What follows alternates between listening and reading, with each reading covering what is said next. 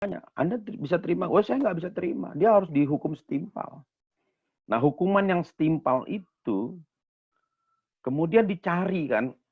Hukuman yang setimpal apa? Ya kalau nyawa dibalas nyawa. Kenapa hukumnya nyawa dibalas nyawa? Kembali kepada surat Al-Baqarah, surat 2 ayat 178. Ya kan? Kutiba alaikumul qisasu fil qatla al-hurru bil hurri wal abdu bil abdi wal ainu bil aini. Ya kan? Diwajibkan kepada kalian untuk menegakkan hukum kisos. Ya, hukuman terhadap budak, ya kan, itu juga diterima. Hukuman pembunuhan yang dilakukan oleh seorang budak, ya budak dibalas dengan budak, mata dengan mata, telinga dengan telinga, ya kan. Lalu kemudian di dalam ayat selanjutnya dikatakan walakum fil qisasi hayatun ya ulil albab, dan bagi kalian di dalam penegakan hukum kisos itu ada jaminan kehidupan. Maksudnya jaminan kehidupan itu apa? Kalau pelaku pembunuhan itu dihukum setimpal dengan perbuatannya, maka dimungkinkan tidak ada orang yang akan melakukan pembalasan. Kalau pelaku pembunuhan itu dihukum setimpal dengan perbuatannya, tidak akan muncul dendam dari keluarga korban.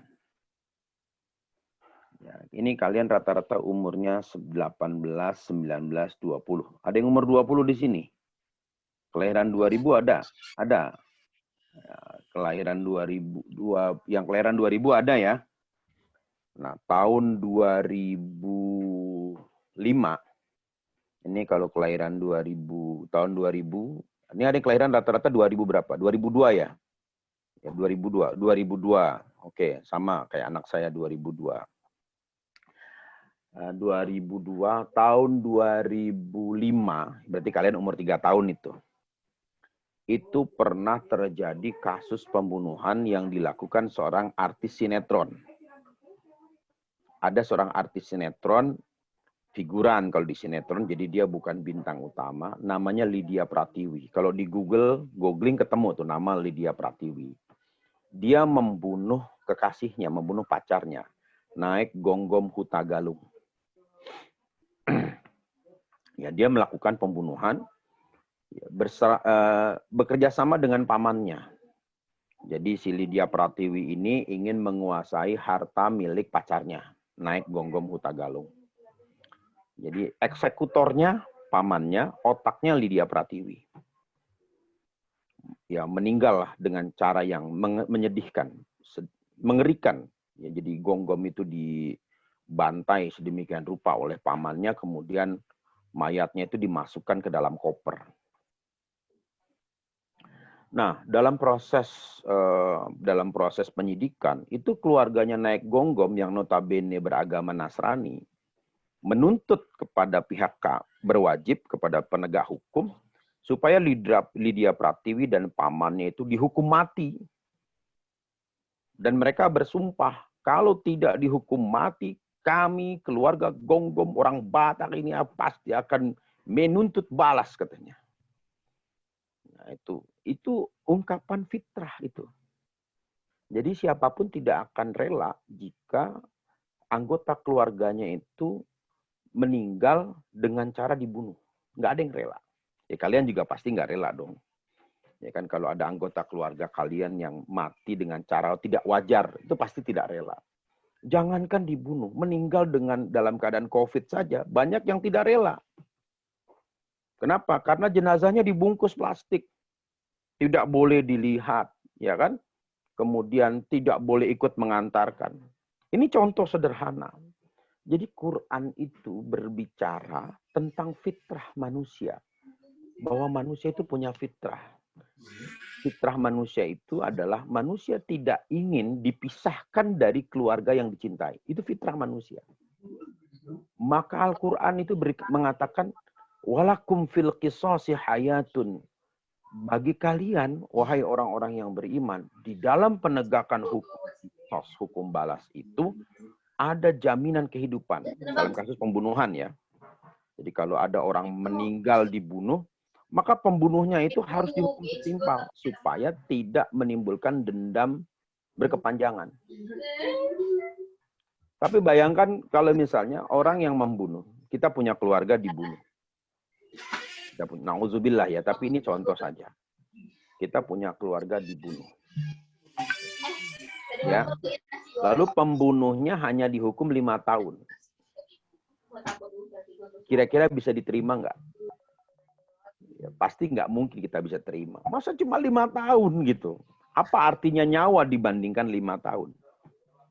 Ya kan? Dihukum 5 tahun di penjara dikasih makan. Kan tahanan itu kan dikasih makan. Jadi penjara itu salah satu lembaga yang paling banyak memakan anggaran negara. Jadi kita bayar pajak, uang hasil pajak itu salah satunya dipakai untuk membiayai orang-orang yang dihukum di LP. Untuk membiayai koruptor juga. Ya kan, koruptor dikasih makan dari mana? Ya dari uang pajak kita itu.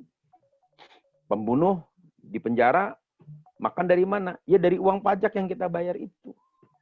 Jadi salah satu pengeluaran negara juga yang termasuk besar itu yang larinya ke lembaga pemasyarakatan. 5 tahun dihukum. Padahal dia sudah menghilangkan nyawa orang. Lalu dia bebas. Ya kan? 5 tahun. Karena hukuman itu nggak full 5 tahun. Dalam hukum pidana, acara pidana, saya dulu waktu masih kuliah itu belajar. Ya, dan saya juga punya kartu izin beracara. Bahwa orang yang dihukum itu 5 tahun pidana itu tidak mutlak 5 tahun. Ada namanya remisi, potongan masa hukuman. Dikurangi masa tahanan berapa bulan? 2 bulan. Berarti 5 tahun kurang 2 bulan. 5 tahun itu berapa bulan? 12 kali 5, 60 bulan. Dikurangi 2 bulan berarti cuma 48 bulan. Lalu setiap tahun ada potongan masa tahanan 2 bulan lagi. Ya kan? Kalau setiap tahun itu potongan masa tahanan 2 bulan dikali 5 tahun berapa? Ya kan? 2 bulan dikali 5 tahun, berarti 10 bulan. Jadi 48 bulan dikurangi 10 bulan berapa? 38 bulan. 38 bulan dibagi 12. Berapa itu? Ya kurang lebih sisanya 3 tahun 2 bulan. Jadi cuma 3 tahun 2 bulan pelaku pembunuhan itu di penjara. Dan 3 tahun 2 bulan itu nanti dipotong 2/3. Ya kan? Cuma diambil 2/3-nya. Namanya masa asimilasi. Jadi kalau dia sudah menjalankan 2/3 masa tahanan, masa hukuman, 2/3 tadi 3 tahun 2 bulan. Dibagi 2/3. Ya kan? Kalau kita total tadi berapa? 38 bulan. 38 dibagi 3. Dikali 2. Ya kan? Kalau dia sudah menjalankan katakanlah misalnya sudah 17 bulan atau sudah 34 bulan dia menjalankan masa tahanan, masa hukuman. 34 bulan itu dia sudah bisa keluar. Bolak-balik. Jadi misalnya dia bekerja di luar. Asimilasi itu, proses asimilasi. Asimilasi selama 1 bulan. Hanya 32 bulan dia di tahanan. Kemudian setelah itu dia asimilasi. Kalau dalam proses asimilasi dipandang baik, dia sudah keluar. Bebas, dinyatakan bebas. Jadi cuma 34 bulan dia berada di penjara. Padahal kejahatannya adalah menghilangkan 1 nyawa. Di dalam Al-Quran, Allah mengatakan, ya kan, man qatala nasa faka'anna man qatala nafsan bighairi nafsin faka'anna man qatala nasa jami'a. Di surat Al-Maidah Allah mengatakan, siapa yang membunuh 1 orang tanpa dasar bahwa orang itu telah menghilangkan nyawa orang lain, maka dia seperti menghilangkan nyawa seluruh manusia yang ada di muka bumi. Nah, jadi Islam itu sudah berbicara tentang rahmat tuh di situ. Ya kan? Jadi penegakan hukum itu merupakan salah satu bentuk rahmat. Nah, ini diurut sampai ke situ. Jadi jangan sampai cuma diputus, Islam agama kasih sayang. Jadi kalau hari Valentine ngucapin, Happy Valentine Day ya, karena Islam itu kan agama kasih sayang. Bukan itu maknanya. Makna kasih sayang dalam Islam itu tidak seperti makna kasih sayang dalam pengertian Barat atau dalam pengertian agama-agama di luar Islam. Karena konsepnya beda. Seorang ibu itu tidak memberi uang jajan terlalu banyak kepada kalian, itu sebagai bentuk kasih sayang. Tapi kalau kita sebagai anak-anak ini berpikir pelit, mama pelit, ya kan mama nggak tahu kebutuhan skincare kan mahal mah, ya kan. Belum lagi yang scrubnya mah, aku kan scrubnya nggak mau yang murahan, misalnya kan begitu. Padahal wajahnya udah glowing dari lahir, kan gitu. Ya kan wajahnya udah glowing dari lahir kan gitu, pengen glowing lagi. Kamu itu mau apa? Mau jadi lampu neon atau apa gitu loh. Sudah glowing dari lahir kok, terlalu banyak perawatannya. Ya kan, koter hampir tiap hari di koter kan gitu kan. Lama-lama tipis itu kulit di koter terus kan begitu. Masalahnya komedi aku banyak mah kan gitu. Bukan cuma di hidung, di ketek juga ada mah kan gitu. Misalnya begitu. Nah, itu. Jadi ibu itu tidak memberikan uang jajan terlalu banyak. Itu bukan pelit, tetapi juga bentuk kasih sayang ibu. Ya, kadang-kadang kasih sayang itu tidak harus diekspresikan dalam bentuk yang romantis. Karena kita ini kan sudah terlalu sering nonton drakor gitu ya. Apa-apa harus anyong haseo kan gitu kan. Hamsan, Nida kan begitu. Ya, tapi yang Oppa Gangnam Style kita nggak suka kan gitu. Kita ini karena sudah terlalu apa-apa drakor. Pokoknya yang namanya cinta, kasih sayang itu sudah harus seperti drakor. Enggak begitu. Ya, Islam itu ketika berbicara tentang rahmat, tentang kasih sayang itu, bicara juga bagaimana supaya orang itu tidak terjebak atau tidak terjerumus ke dalam kesesatan. Itu juga bentuk kasih sayang.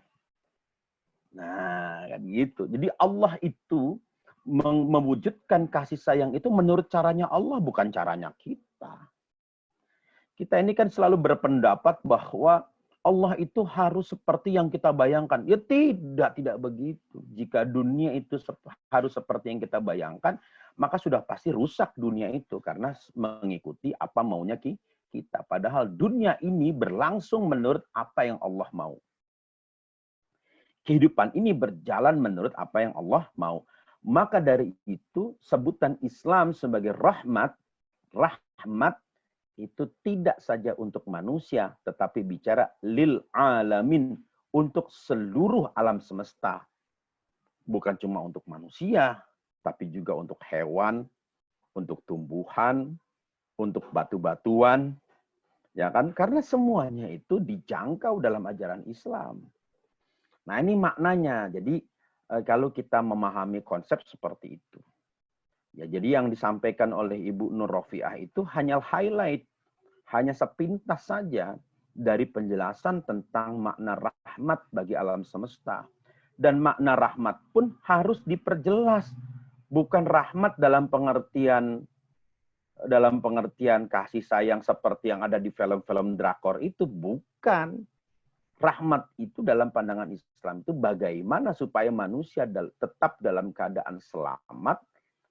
Ya, indikator dari selamat itu adalah bagaimana keseimbangan alam semesta itu terjaga. Nah, ini sebentar, ini laptop saya yang satu lagi ini sudah beres ini.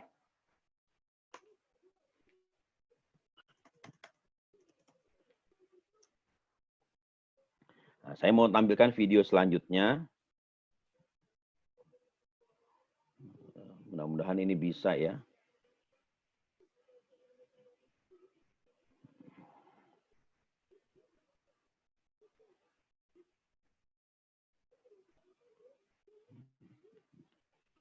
Nah, oke.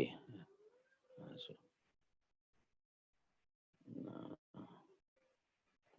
sip. Nah, ini ada dua. Ini berarti ada dua.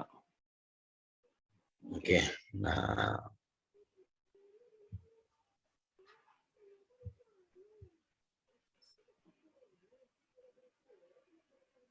sebentar saya lihat dulu.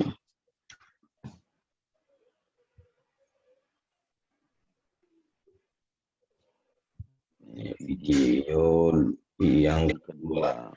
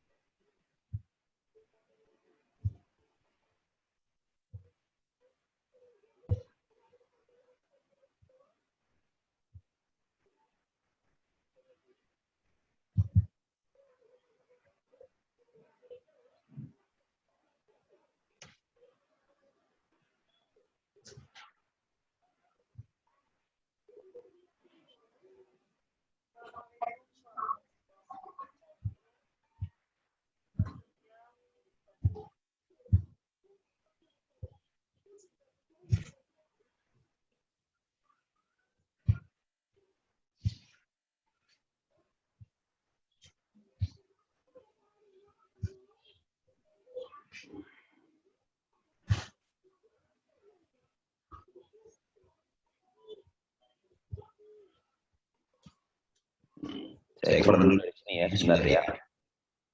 Nanti Yulia jadikan akun yang ini sebagai host lagi ya. Iya, Pak. Ya.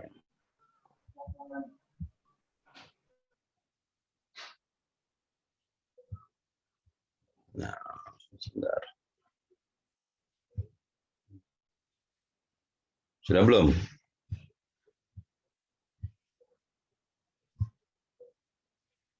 Sudah, Pak. Sudah ya. Oke, nah, ini video.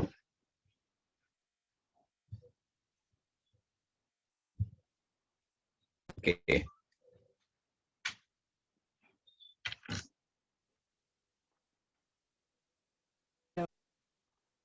Ya, silakan dilihat video berikut ini ya.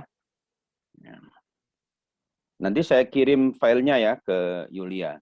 Islam materi kedua yaitu Al-Quran sebagai pedoman hidup. Materi ini bertujuan untuk mendiskusikan bagaimana menjadikan Al-Quran sebagai pedoman hidup untuk mewujudkan kemaslahatan seluas-luasnya atas dasar iman kepada Allah sebagai satu-satunya Tuhan yang menjadi misi dari Islam. Teman-teman mahasiswa, Al-Quran mempunyai posisi yang sangat penting sekali dalam kehidupan seorang muslim, karena inilah satu-satunya petunjuk yang difirmankan langsung oleh Allah Subhanahu wa Ta'ala kepada seluruh manusia melalui Nabi Muhammad SAW yang menerima firman tersebut secara berangsur-angsur melalui malaikat Jibril.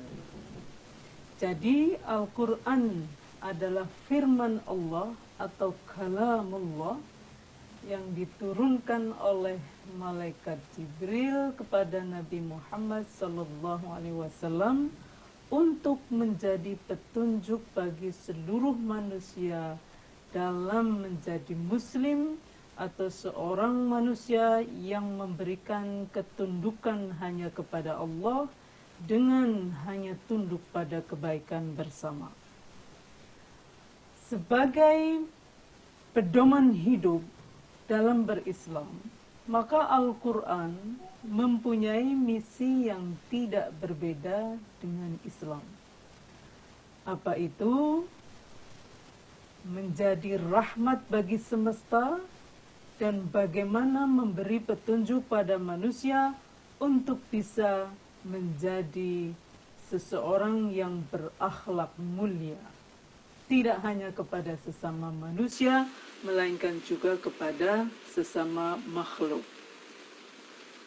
Sejak awal, Al-Quran diturunkan oleh Allah untuk seluruh manusia melalui masyarakat Arab, untuk seluruh belahan bumi melalui Jazirah Arabia, dan untuk seluruh masa sampai hari kiamat melalui masa pewahyuan, yaitu sekitar tahun 611 sampai dengan 634 Masehi, atau masa kerasulan Muhammad sallallahu alaihi wasallam.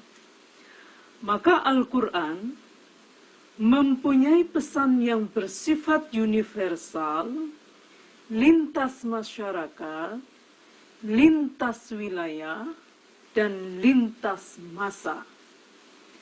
Tetapi pada saat yang sama, Al-Quran juga punya pesan yang kontekstual sesuai dengan kondisi masyarakat Arab waktu itu dan sesuai dengan tantangan zaman yang dihadapi oleh Rasulullah dan para sahabatnya ketika masa pewahyuan. Dengan demikian kita bisa melihat bahwa di dalam Al-Quran juga mengandung pesan yang bersifat umum seperti tauhid, kemanusiaan, keadilan, kebajikan, dan nilai kebajikan universal lainnya. Di samping itu, Al-Quran juga mengandung pesan kontekstual seperti bagaimana mengatur sistem perbudakan manusia, bagaimana melaksanakan perang, bagaimana mengatur perkawinan, dan lain sebagainya yang memang waktu itu ada dan perlu disikapi secara langsung. Atas dasar ini, teman-teman sekalian, dalam melihat Al-Quran, kita mesti menyadari bahwa Al-Quran ini sejalan atau petunjuk untuk mewujudkan kemaslahatan seluas-luasnya. Karena itu ketika memahami setiap Al-Quran, kita mesti menyadari bahwa semua ayat Al-Quran itu dijiwai dengan prinsip tauhid dan kebajikan universal.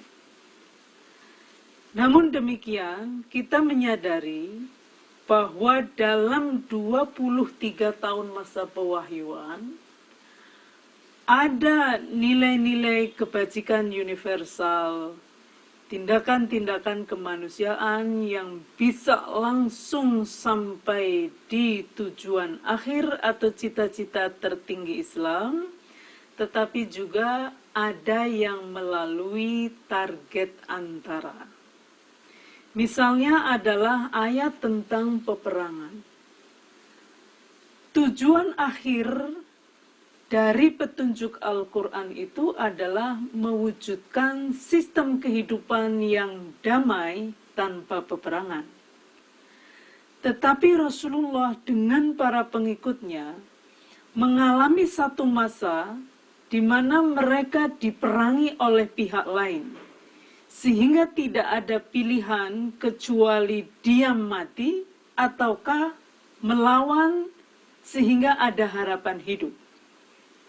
Maka ayat-ayat yang berkaitan dengan perang itu turun dalam kondisi darurat ketika mereka diperangi. Ini mesti difahami sebagai ayat target antara. Sehingga ketika kita hidup di masa yang berbeda, di tempat yang berbeda, dalam situasi damai, maka ayat peperangan tidak lagi sebagai ayat yang perlu difahami secara tekstual. Mengapa? Karena tujuan dari ayat perang ini adalah menjaga dan mewujudkan perdamaian. Begitu juga dengan ayat yang mengatur tentang perbudakan. Sampai Rasulullah Shallallahu Alaihi Wasallam wafat, atau masa pewahyuan itu berakhir, sistem perbudakan manusia itu masih ditemukan di Jazirah Arabia. Mengapa? Karena dalam 23 tahun masa pewahyuan, sistem perbudakan ini tidak bisa dihapuskan.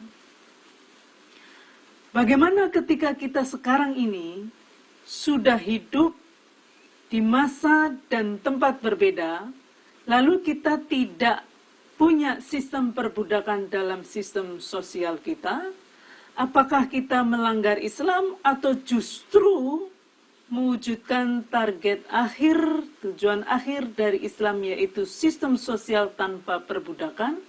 Maka jawabannya adalah justru sistem sosial tanpa perbudakan inilah yang sesuai dengan Islam, karena inilah sistem sosial yang sesuai dengan tauhid, di mana penghambaan antar sesama makhluk itu tidak boleh bertentangan, tidak boleh bertentangan dengan penghambaan kepada Allah. Dan dalam sistem perbudakan selalu menghendaki ketaatan mutlak seorang budak pada pemiliknya, yang itu jelas bertentangan dengan tauhid. Maka ayat perbudakan, ayat tentang perang mesti difahami dan dijiwai dengan prinsip tauhid dan kebajikan yang bersifat universal.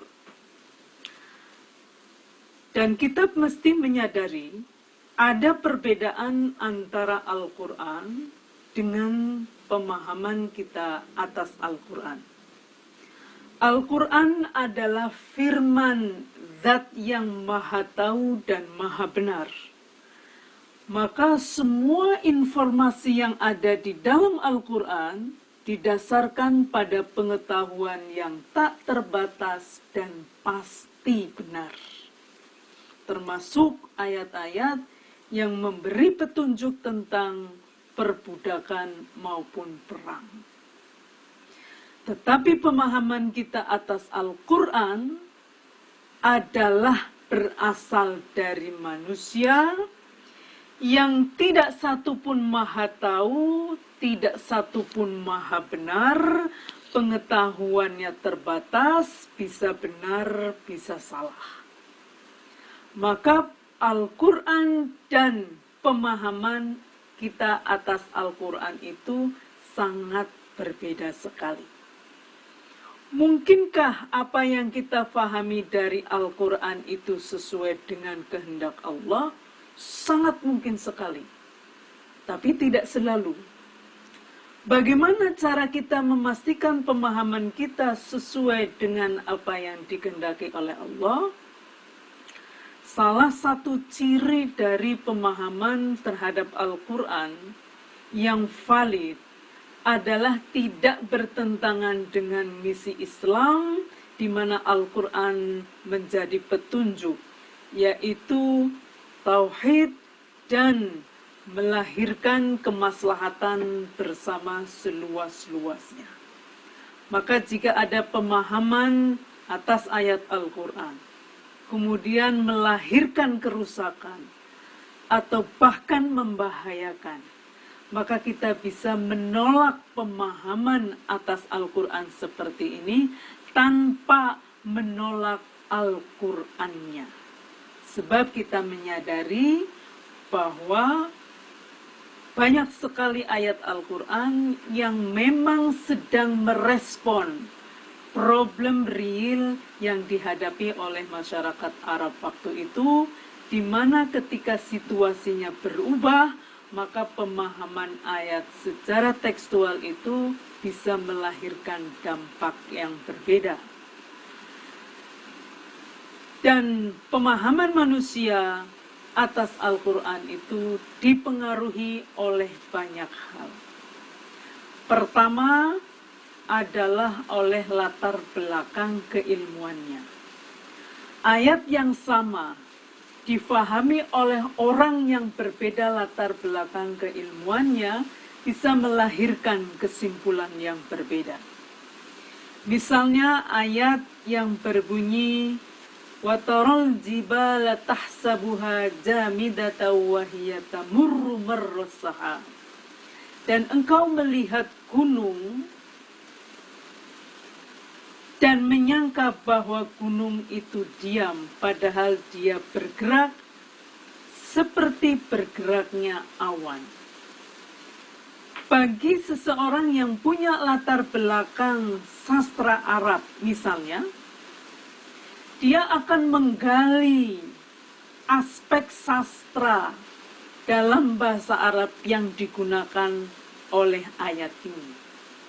Mungkin bicara tentang kedudukan kalimat per kalimat, kata per kata, asal-usul kata, bagaimana unsur keindahan dalam menyampaikan sebuah pesan.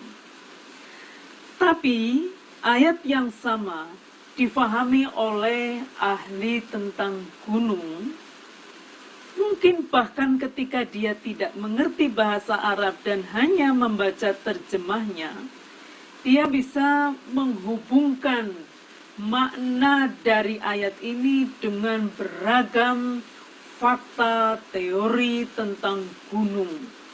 Macam-macam gunung, bagaimana karakter satu gunung dengan lainnya, bagaimana posisi gunung di bumi, bagaimana pengaruh gerakan aktif dari gunung terhadap benda-benda di sekitarnya. Jadi ayat yang sama bisa melahirkan penafsiran kesimpulan yang berbeda karena latar belakang keilmuan yang berbeda. Begitu juga latar belakang politik dan ekonomi. Sangat mungkin ayat yang sama berbicara tentang ketaatan kepada Allah, ketaatan kepada Rasul, dan ketaatan kepada ulil amri atau pemegang urusan, pemegang wewenang atau otoritas. Bagi seseorang yang berada di lingkungan penguasa, menjadi bagian dari kekuasaan, sangat mungkin ayat ini bermakna ketundukan kepada penguasa. Tetapi bagi mereka yang mengambil atau menjadi oposisi dari penguasa, sangat mungkin akan menekankan pentingnya pembatasan ketaatan kepada ulil amri untuk tidak bertentangan kepada ketaatan manusia pada Allah dan Rasul-Nya. Jadi penekanan pesan itu bisa berbeda antara satu orang dengan orang lain karena latar belakang politik ekonomi yang juga berbeda.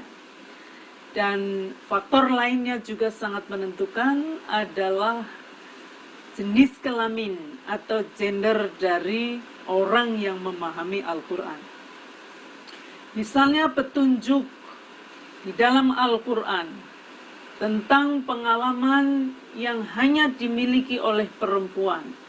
Seperti ayat tentang menstruasi, ayat tentang hamil, melahirkan, dan menyusui, di mana pengalaman itu hanya dimiliki oleh perempuan, sangat mungkin akan dijelaskan secara berbeda oleh laki-laki yang tidak mengalaminya dengan oleh perempuan yang mengalaminya.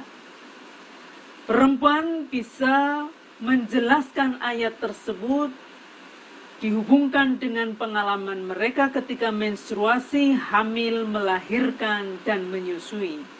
Pengalaman pribadi, bagaimana pengalaman itu bisa menimbulkan rasa sakit atau adha, bahkan sakit yang berlipat-lipat atau wahnan ala wahnin.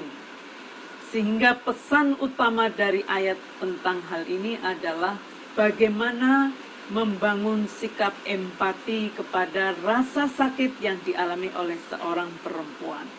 Dan ayat yang sama bisa tidak dijelaskan dengan pesan seperti ini kalau yang menjelaskan tidak mengalaminya. Dan masih banyak lagi faktor yang menentukan pemahaman seseorang atas Al-Quran. Termasuk bagaimana cara seseorang memilih ayat Al-Quran, menentukan apakah sebuah ayat akan dikutip secara lengkap ataukah secara terpotong. Kalau terpotong, maka potongan yang manakah yang akan diambil itu akan menentukan kesimpulan seseorang atas sebuah ayat atau sesuatu dalam perspektif Al-Quran. Dan yang harus disadari adalah berapapun yang kita kutip dari ayat Al-Quran, ketika mendiskusikan sesuatu, menggunakan Al-Quran sebagai perspektif untuk melihat sesuatu, maka ayat yang dipertimbangkan itu pada umumnya jauh lebih sedikit dari ayat yang tidak dikutip. Misalnya membuat sebuah disertasi, 40 ayat diangkat. Sedangkan jumlah ayat Al-Quran itu sekitar 6.234 ayat, maka kita bisa melihat dengan mengutip 40 ayat, itu artinya ada 6.200 ya, atau 6.190-an ayat yang tidak dikutip. Maka bukan soal memilihnya, tetapi dampak dari cara memilih itu menentukan sikap kita dalam perspektif Al-Quran. Maka apapun yang dikatakan orang tentang Al-Quran, itu sesungguhnya adalah Al-Quran dalam pemahaman seseorang. Karena itu Al-Quran pasti benar, kebenarannya bersifat mutlak dan universal. Namun pemahaman manusia atas Al-Quran itu tidak bersifat mutlak dan universal. Kita bisa sangat mungkin mengkritik pemahaman seseorang atas Al-Quran tanpa harus mengkritik Al-Qurannya. Karena itu teman-teman sekalian, yang harus kita pegang dalam prinsip memahami Al-Quran atau mendengar, menilai pemahaman seseorang atas Al-Quran adalah dia tidak bertentangan dengan misi Al-Quran untuk mewujudkan kemaslahatan yang dirumuskan oleh para ulama, antara lain menjaga agama, menjaga jiwa, menjaga akal, menjaga kehormatan, menjaga keturunan, dan menjaga harta, lalu berkembang juga dengan menjaga rasa aman dan keselamatan, dan juga menjaga tanah air atau hifdzul watan. Demikianlah pengantar hari ini. Mudah-mudahan bisa menjadi bahan yang sangat signifikan untuk mendiskusikannya secara lebih lanjut. Selamat berdiskusi. Assalamualaikum warahmatullahi wabarakatuh.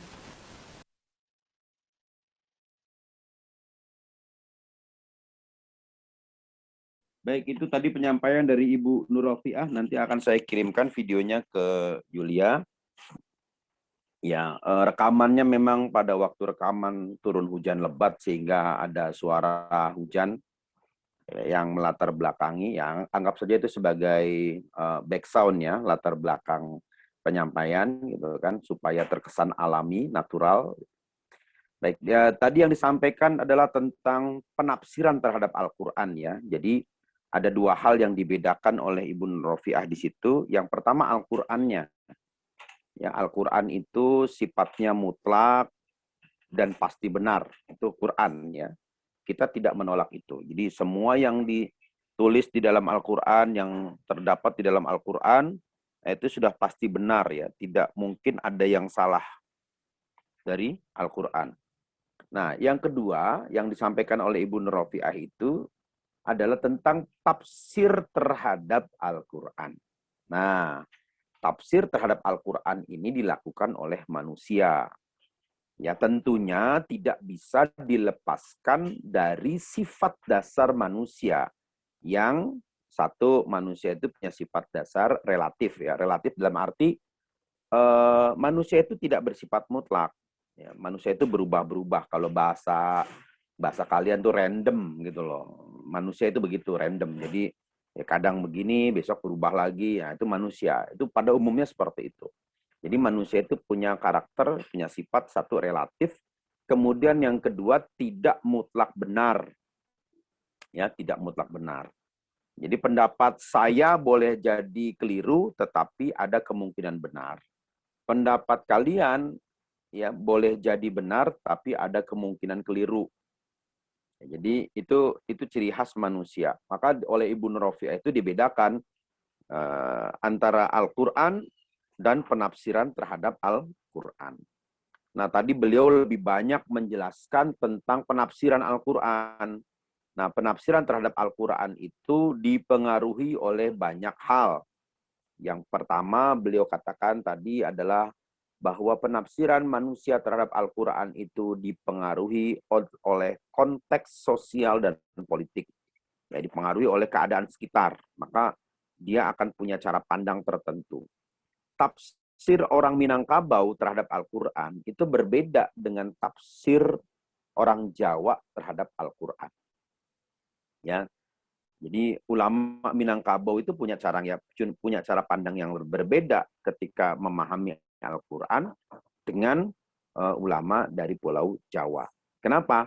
Karena lingkup sosial budayanya yang membedakan itu. Lingkup sosial budayanya. Tradisi keilmuannya juga berbeda. Orang-orang Minangkabau ini kan dikenal sebagai kelompok orang yang egaliter. Egaliter itu tidak ada kasta sosial. Ya, terlihat dari bahasa Minangkabau yang tidak berjenjang. Bahasa Minangkabau itu tidak ada bahasa halusnya. Tidak ada bahasa begaulnya, kan begitu. Artinya tidak seperti bahasa Jawa. Meskipun juga ada, misalnya ada beberapa istilah yang dipakai orang Minangkabau untuk orang yang sudah dekat, maupun atau istilah yang digunakan untuk orang yang belum dikenal. Itu ada beberapa istilahnya. Tapi berbeda dengan bahasa Jawa. Bahasa Jawa itu tingkatannya ada 3. Ada namanya kromo inggil. Inggil itu artinya di atas. Bahasa halus yang untuk kalangan atas, untuk raja. Yang kedua itu namanya kromo madya. Dan yang ketiga itu ngoko. Ngoko itu dipakai untuk pergaulan sehari-hari gitu kan. Kon wis mangan kan gitu. Itu bahasa ngoko kan gitu. Tapi ketika madya, panjenengan sampun dahar kan gitu kan. Sampun dahar nggih kan gitu kan. Nah, tapi untuk raja lain lagi. Jadi ngomongnya bukan dahar lagi. Nyebutnya juga bukan panjenengan tapi sinuwun kan gitu. Jadi niku menawi sinuwun purun kan itu apa? Makan itu bahasa halusnya itu ada lagi. Jadi ada beberapa istilah. Nah, Sunda juga begitu. Nah, cara pandang budaya ini berpengaruh itu di dalam memahami ajaran agama. Jadi yang ditekankan oleh Ibu Nur Rofiah bahwa penafsiran terhadap Al-Quran itu dipengaruhi oleh situasi lingkungan, situasi politik di mana penafsir Al-Quran itu hidup. Yang kedua, bahwa penafsiran terhadap Al-Quran itu juga dipengaruhi oleh pengalaman dan pengetahuan. Nah, tadi beliau mengambil satu contoh ayat. Silakan dicari ayatnya di mana itu. Watarol jibala jamidatan wahiyatamurru marrasahab. Ya kan? Watarol jibala jamidatan. Engkau perhatikan gunung itu diam. Ya kan? Tidak bergerak. Wahiyatamurru marrasahab. Padahal gunung itu bergerak mengikuti geraknya awan. Tadi diambil contoh. Bagi ahli bahasa atau bagi sastrawan, ya bagi sastrawan, ayat itu mengandung makna metafora, bukan makna yang sebenarnya. Tetapi bagi seorang ahli vulkanologi, seorang ahli pegunungan, ayat itu ditafsirkan lain, gitu kan, bahwa gunung itu memang bergerak. Bagaimana bergeraknya? Kalau bagi orang-orang sosial, pengertian bergerak ya bergerak gitu, jalan dari satu tempat ke tempat yang lain. Tapi bagi vulkanolog, ya pergerakan gunung itu ditandai dengan pergerakan lempeng, gitu kan. Ada tumbukan lempeng, ya, kemudian melahirkan tumbukan. Nah, pergerakan itu juga bukan berarti bergerak berjalan, ya kan, tapi terbentuknya tumbukan yang baru, gitu kan, bentangan alam yang baru. Ya kan, yang ini dia bergerak, meletus, dia hancur, kemudian muncul tumbukan gunung baru. Itu yang disebut dengan bergerak. Ya kan, kita lihat memang di beberapa tempat ada beberapa gunung, terutama di Pulau Jawa ya. Kalau Anda perhatikan di Jawa Barat itu dari mulai Bandung, Garut, Tasikmalaya, Ciamis, kemudian Cilacap, Purwokerto, terus sampai Banyuwangi, itu ada bukit-bukit yang dulunya terlihat rendah, pendek, tapi dalam waktu 10 tahun ini kok dia makin lama makin tinggi. Nah, itu ada pergerakan lempeng di bawah yang mendorong bukit itu makin lama bentuknya semakin tinggi. Nah, itu yang disebut dengan bergerak. Nah, jadi ada perbedaan tafsir antara vulkanolog, ahli gunung, dengan tafsir yang diberikan oleh seorang ahli bahasa. Baik, saya kira cukup ya pertemuan kita pada hari ini. Nanti Yulia saya kirim videonya. Ya seperti biasa karena memang filenya sangat besar. Dan nanti tugas resumnya dikumpulkan, deadline-nya sekarang Kamis, Jumat, ya hari Senin lah dikumpulkan.